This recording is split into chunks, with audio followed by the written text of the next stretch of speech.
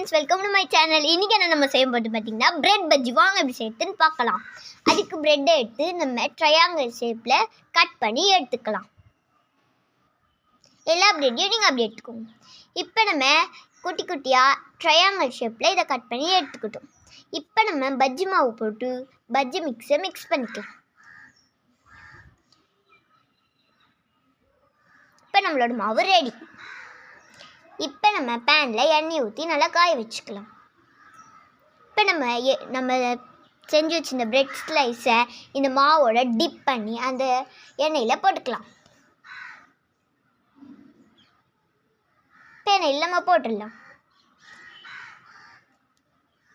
இப்போ நம்ம இதை திருப்பிக்கலாம்.